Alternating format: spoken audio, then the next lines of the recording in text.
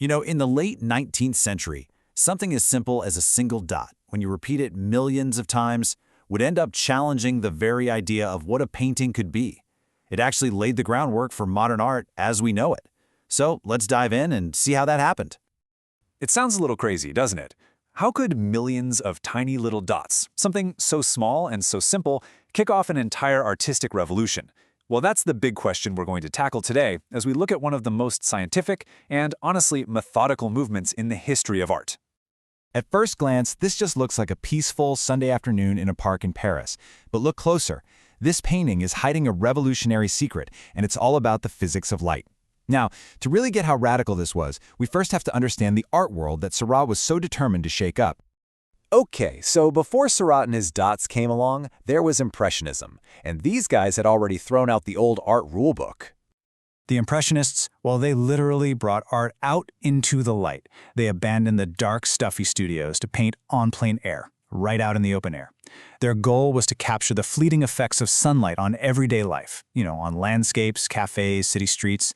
The whole technique was spontaneous, using these quick little flecks of paint to capture a momentary feeling, an impression. But not everyone was a fan. For some people, all that spontaneity was a big problem. Critics just dismissed Impressionism as being sketchy, superficial, and that it just lacked any real intellectual depth. They saw these fleeting moments, sure, but no permanence. They saw shimmering light, but no solid form. The art world was kind of ready for a comeback. And that response, that comeback, well, it didn't come from another emotional rebel. It came from this quiet, systematic thinker who really believed that art could be just as rigorous as science. Meet Georges Seurat. Now, while the Impressionists were out there chasing sunlight, Seurat was in the library, hitting the books.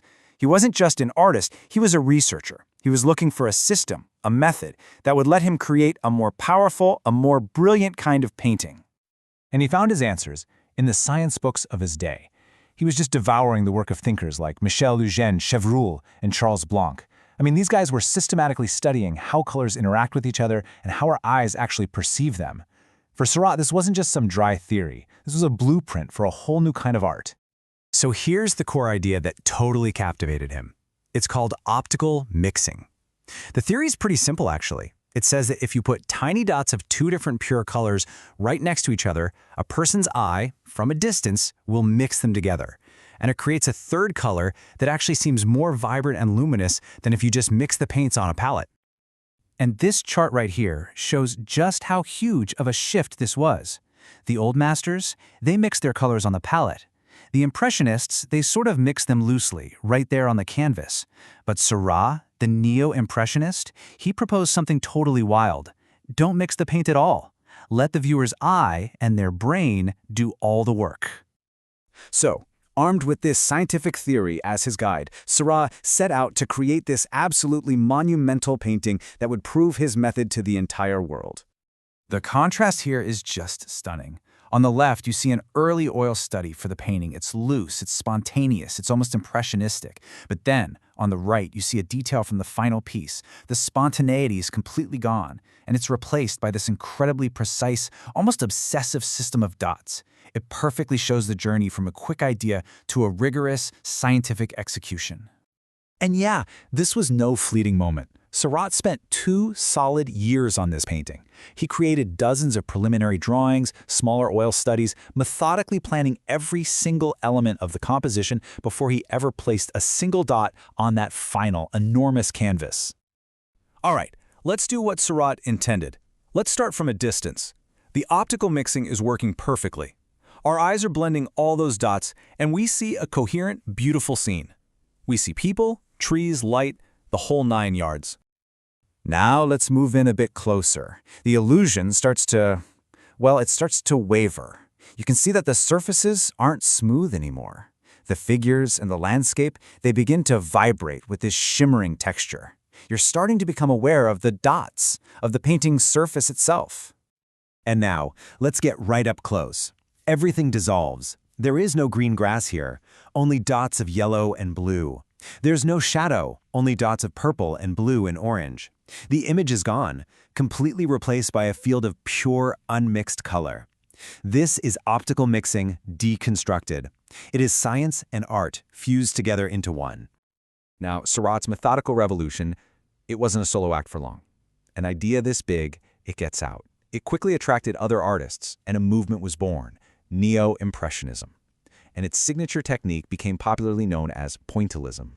Paul Signac quickly became a chief disciple and a collaborator, and you can see in this electrifying portrait of the critic Félix Fénéon how he totally embraced the dot, but he did it with a more vibrant, almost swirling energy than the much more reserved Seurat.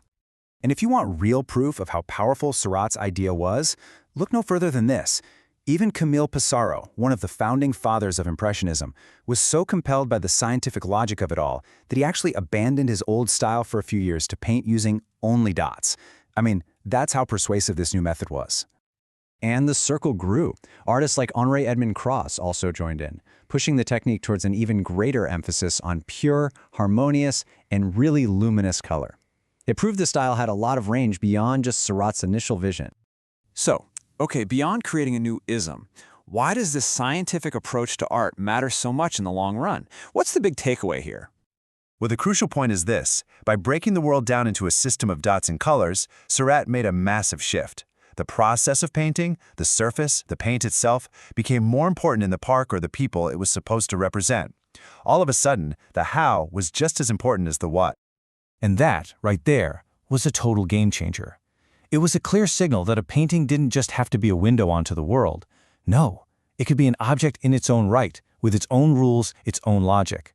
This idea, that art could deconstruct reality and then rebuild it based on a system, was a monumental step away from realism.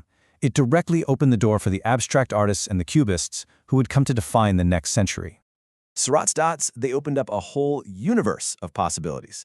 They invited artists and us, the viewers, to ask a really profound question. What is a painting really for? Is it just to copy what we see, or is it to create something entirely new? And that's a question that artists are still answering to this day.